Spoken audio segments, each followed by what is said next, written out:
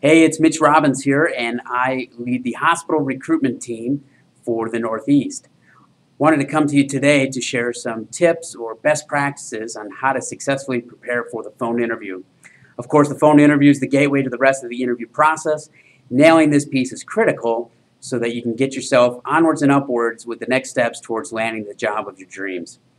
I'll break this down for you in three different sections: questions to prepare for, questions to consider asking, and of course, ultimately, how do you wrap up that call successfully?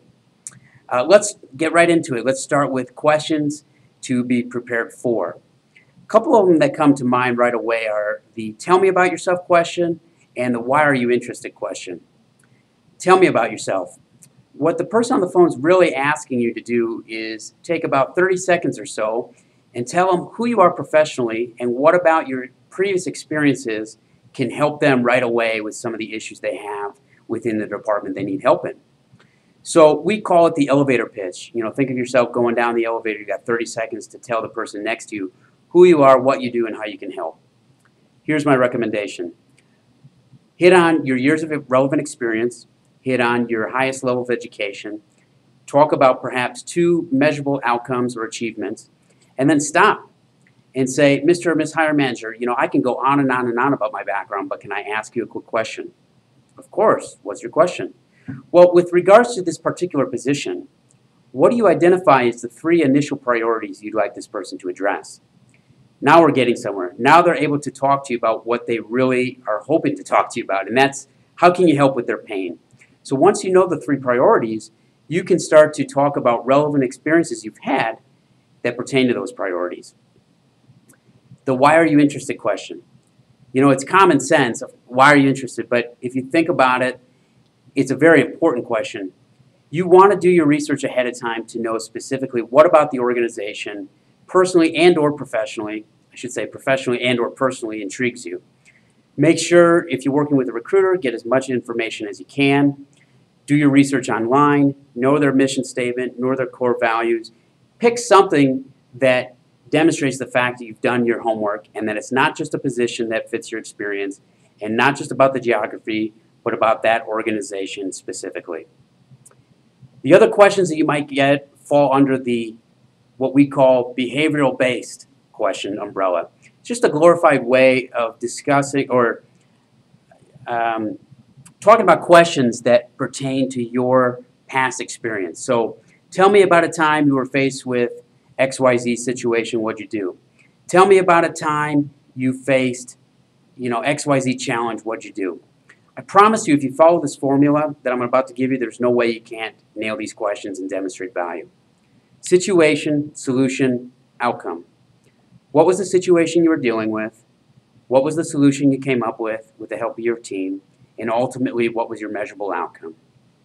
Now, I told you my expertise is hospital leadership.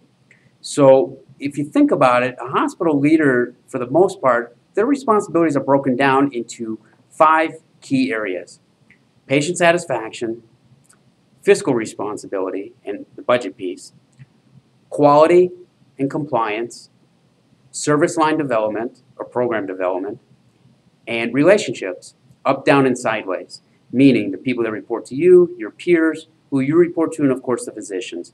Those 5 components are really where the questions can come from. So if you take time to do some homework up front and reflect on your previous experiences in these 5 key areas, you're going to do great. At this stage in the game, questions that you want to focus on asking should deal with the hiring manager, him or herself, the organization in terms of opportunities and challenges they're facing, and of course the scope of responsibilities. Compensation benefits really shouldn't be dealt with at this point because you want to get off the phone at least with a 360 overview of whether or not it's an opportunity you want to move forward on. Benefits and compensation at this point are moot because if you don't like the opportunity or if you're not interested, the compensation doesn't matter. Again, ultimately, how do you wrap up? Here's how you wrap up. Number 1, demonstrate your sincere interest. So many times people have great credentials, but they're not genuine with their interest level, and so organizations decide to pursue other candidates. Number 2, ask the hiring manager directly on the phone. Mr. or Ms. Hiring Manager, Obviously I want to let you know I'm interested, but are there any questions or concerns I haven't addressed for you to give you the confidence that we should move forward in the interview process? This doubles a couple things for you as the candidate. Number one, it demonstrates your level of confidence. Number two, it allows the hiring manager to voice any concerns he or she may be thinking about but hasn't yet voiced, which in turn allows you to address them. And this could be critical, especially if that concern that was unspoken was the make or break as to whether or not you move forward in the process. So I hope this information has been beneficial to you today. Feel free to reach out with any questions at mitch.robbins, R-O-B-B-I-N-S, at thehealthcareinitiative.com. And as always, make sure to follow us on Twitter at MRTheRecruiter. Make today great.